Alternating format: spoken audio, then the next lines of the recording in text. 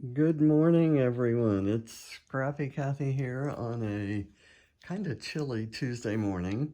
I'm going to do a very quick before because I really can't wait to get started on this. This is the Area 2, and I'm calling it the dedicated cutting station area. Right now I have my Vagabond die cutter here. I've got some dies in here, and I can tell you that I cannot get enough of these really nice magnetic boards to hold my dies on, and I need to when I switch over here, I have kind of a mixed bag. These are also dies, but they're kind of different packaging and so forth. I have made a mess. These are all the stencils and some stamps that I used in the 7-week thing, the 7-week summer challenge. I've got more dies here that are out, stamps. All of this is going to get put away and arranged and organized. This is a little storage area for the Bramble Fox perspectives, and I've got some here that need to be put away, just kind of stacks of things that have to be put away. This is the embarrassing part of this whole process because I have to clean all this up before I can really address what I want to do. These 3 boxes contain letter stickers. This first small one is, and this has nothing to do with the cutting station, this first small one has just tiny alphas that are just letters. And then the next one has tiny word and phrase stickers. And then the large one has the larger titles and you know, single word titles, either acrylic or whatever. These 3 boxes need to be put someplace else. This is my basket of alphas that I've recently used and haven't hung back on my pegboard. This is my rainbow of colored cardstock. Those are some corner punches, metallic items, and a lamp that is eventually going on top of the table, and my label maker, and more metallic items. These are my embossing folders, and they stay here because I use those in the Vagabond. And back there somewhere I've got a container of the different platforms I have for my Vagabond. I have some miscellaneous things. That's a glue gun and my fuse tool and other things that need to be connected to the electrical outlet, which is here. I have mounted on the windowsill.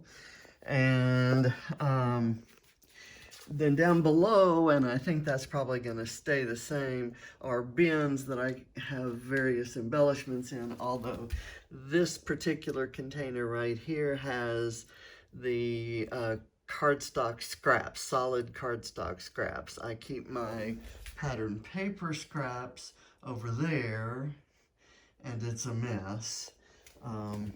And that's not the only place they are, but so all of this is going to be made neater, and anything to do with die cutting is going to be here, and other things will be relocated or else stored here somewhat neater. These 3 boxes contain various types of embellishments, and as I free up space, they may temporarily go in this area until I decide what to do with embellishments. These are some rub-ons and a couple of paints that didn't make it into the mixed media reorganization. And then all of this stuff has to do with Heidi Swap Mink machine, which I never have been particularly successful at getting to work. And then some, these will go when I move my silhouette here. And I guess the big thing is moving the silhouette here. And I think I showed you before that the silhouette is here on my kitchen shelf just below my cookbooks, which, you know, who wouldn't store it that way? And then as I walk around, I come to the closet. And as you can see, I have put the acrylic paints in here on the floor. That carousel I don't think would fit on this, which is my tallest shelf space. All of this stuff used to be on the floor. That's going to get arranged, even though I am not specifically addressing stamps. It doesn't matter what it is, if it's a stamp or an embellishment or a stencil, and it needs to be put away, it will be put away. And this shelf will be cleared, and at least this shelf will probably be something of a card making station.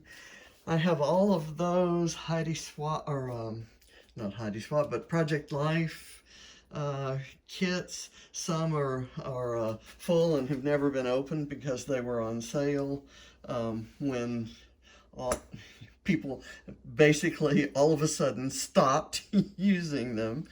And so I bought them, and I have a plan to make embellishments out of. For example, this one is one of my favorite collections of all time. It's Maggie Holmes, I guess the first one that I noticed that was named. This has never been opened. I had the papers and I have an album and so forth, but I thought I just love all of these patterns, so I can use them on pages, and I thought I might pull that into one of my homemade kits sometime. But I also can die cut. When I get my die cutting station all set up, I can bring things for die cutting type projects. I can cut a lot of embellishments out of that kit, and I can use solid cardstocks and other neutral pattern papers to make a page with that, even rather than just strictly Project Life pages. So this area is going to be in part of the after, at least the floor and that first shelf. The next shelf is markers, the next shelf is stamps, and the next shelf is photo boxes, and those won't be touched at this particular moment in time. Another area that I may touch is the stencil area, because that's one of those things I can do while watching a television show. I can take this drawer of stencils that I've used recently and hang them up on the hangers. And let's see. All right, now just I can put those in there. And so that's the project. That's where we're headed. I'm gonna post this on Tuesday, and I will see you on Saturday with the after video. Thanks for watching. Stay tuned. Bye.